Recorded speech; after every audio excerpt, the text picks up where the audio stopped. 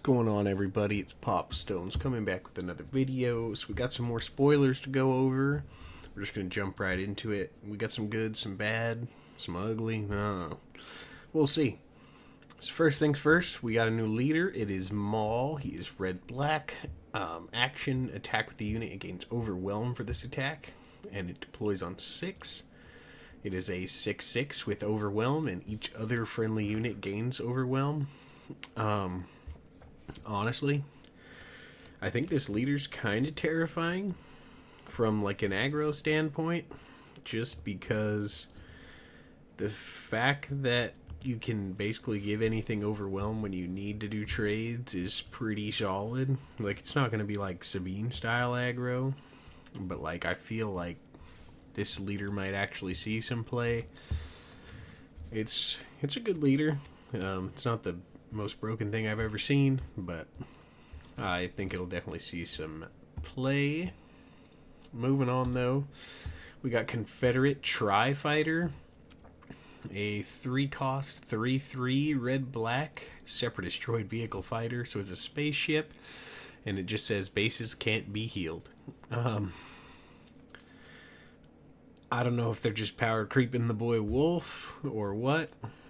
I mean, granted, Wolf is 1 less mana, and it's a 3/2, but this is a spaceship, so in general it's kind of harder to deal with, and it gives you outs to the blue strategy in a sense. Like, you'll probably play it because it's a decent enough statted spaceship, right? Like, your most, like, nowadays most spaceships in blue are Inferno 4 early drop, so you could run that over. I mean, you'd struggle into like a Black Sun or something, but realistically, it's a pretty decent card. The fact that it's space makes it better, but in certain matchups, I feel like Wolf will still have a place, but who knows? Moving on, though, we got Savage Oppress, or Savage Oppress. This card terrifies me, to be honest. It's a 7-cost red-black 7/7. It is an uncommon, I forgot to mention. It just says, when played, if you control fewer units, including this one, than an opponent, ready this unit. So it's basically, if you're playing, say, with Exploit, or just playing from behind in a sense, it's basically a fire spray, right? Like, it comes in ready. 7/7's pretty decent stat line. Not a lot of stuff will clear that just outright. Yeah, I think this card will probably be pretty good. It's also a force user too. Yeah, I don't know. We'll see. That card seems like it could definitely see some play. I'm not sure. Maybe even in the, like, I don't know if it'll be Vader, but like the Vader style controls, you know? Like, imagine you slam this down on 7, and because all you've been doing is ramping or whatever, like, comes in ready, clears something up, play your Vader, block, like, got options. This card's definitely solid.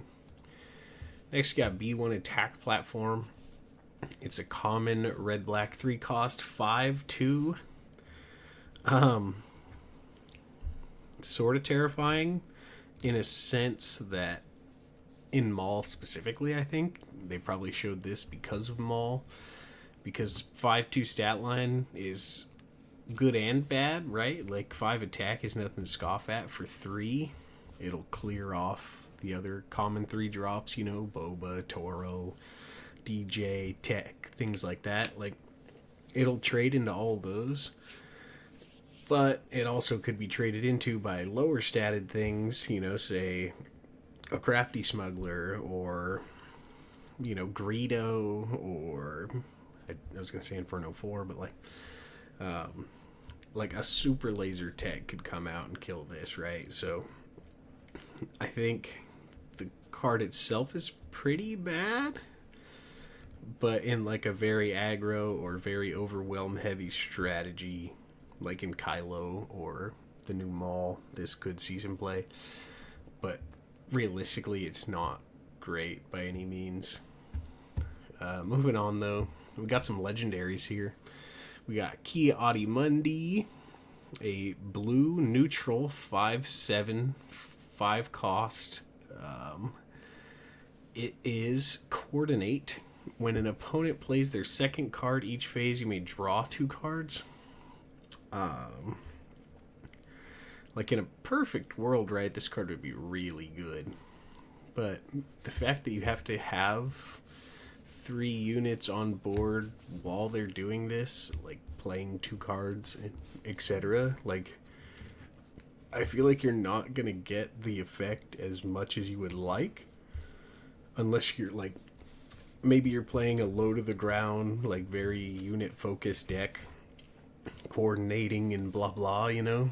But at that point, are you really looking to play this and draw 2 cards every time? So realistically, like, the ideal world for this card would be control, right? You need more hand to do more disruption, etc. But that would mean you have to also have tempo on the board to get the coordinate. So I feel like at least a solid, I'd say 80% of the time this will come out, it's just going to be a 5 mana 5/7, which isn't horrible. It's not bad stats by any mean. But I don't know. We'll see. Not too high on it, but I could see it doing some crazy stuff. Speaking of cards I'm also not very high on, we got the Invasion of Christophosis. Yeah, I don't know if that's how you say it, but so it's a 15 cost neutral blue legendary again, with exploit 4, and choose an opponent, defeat each unit that player controls. So a lot of the people I saw that were talking highly of this card were like, oh, it's targeted like super laser blast, like it doesn't affect you, and you can exploit 4 to make it cost 7, right? But at that point, you're paying 1 less resource and sacrificing 4 units.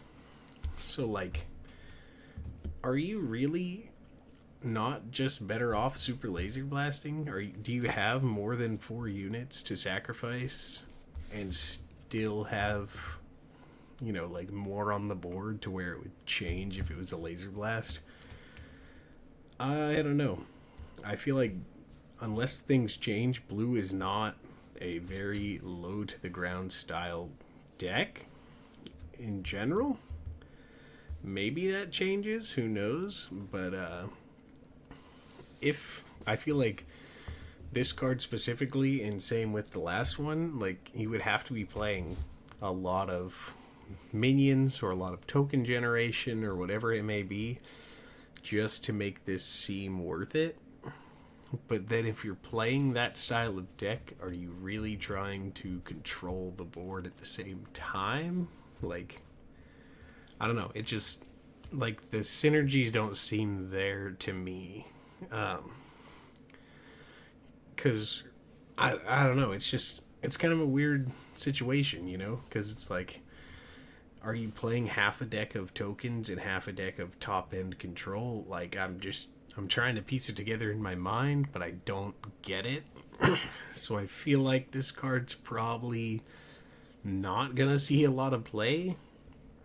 But I will be wrong if I have to. I like the concept. It's interesting. But at the same time, I don't think it's very good. Moving on, though. Speaking of token generation, it's a double green here. It is an uncommon 3-cost event. And it just says choose 1, create 2 clone trooper tokens or 3 battle droid tokens. So basically you're playing 3 mana 4/4 if you're just looking for stats, or if you're looking for things to sacrifice or whatever it may be, you're playing 3 mana 3/3.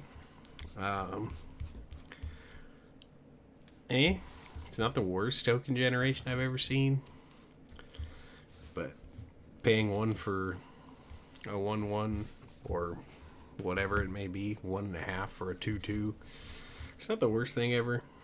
I'm wondering what other double green stuff they'll have that makes this worth playing, I guess. But standalone, it's meh. But I think build around a token type deck, it's probably included. But are token decks going to be playable in mono colors is the question, I guess. Guess we'll find out. But last but not least here, we have Unnatural Life.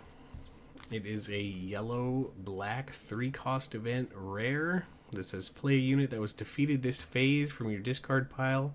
It costs 2 less and enters play ready at the start of the regroup phase. Defeat it. It's interesting. It could maybe see some play, but you're already... So basically you're playing a unit that died for 1 more, right? Because you're paying 3 for the event. Say you pick a 2-drop, right? You play this on turn 3, like the 3 resource turn. So you play a Battlefield Marine, they play a Battlefield Marine. They fleet loot, or they wing leader their Battlefield Marine. You hit base. They trade into your Battlefield Marine, there survives, right? You could play the same Battlefield Marine for 3 and attack base again, or you could trade it into that. But I don't know, like, I feel like this is more for... It would have to be for, like, on-attack style stuff that you care more about, right? Or when defeated. Either or, honestly. But I think when defeated would probably be better. So, like, if you played, like, a Cobb Vanth or something, there's that concept. You could... Cobb Vanth dies, you get his effect. You play back the Cobb Vanth for 4. You get a Cobb Vanth again if it's... it dies inevitably. Like, there's situations this could be okay. Like, I think in a when defeated / style deck, this will definitely see some play. But I'm curious to see how the meta develops. Will there be a deck that actually is just straight up, like, very focused on exploiting and when defeated synergies? I kind of hope so, honestly. I think that's an interesting take. But there's not a whole lot of good when defeated stuff right now. So it's kind of debatable. We'll find out, though. Technically, this could steal you games with, like, a Fire Spray and Boba. Like, there's always that. But so could Final Showdown, and that sees 0 play, right? So, I don't know. Not a lot of great stuff recently. Like, there's some good ones, don't get me wrong. Like I said, I think Maul as a leader is pretty solid. I think Savage is pretty good. But the rest of it's kind of meh. I don't know. We'll see. Like I said, the Unnatural Life, I think, depending on if we get better when defeated stuff, I think this card also can be pretty good. But realistically, you're just paying 1 more for something that's already dead. So, who knows? Maybe I'm wrong. We'll find out, though. Let me know what you guys think of the recent reveals. If there's anything you're looking forward to. If you think I'm way off. If you think I'm way on. I'm down to listen to anything. But that's it for me this time. Make sure to drop a thumbs up for me. And subscribe to the channel if you are new. And I will catch you guys in the next one. Peace.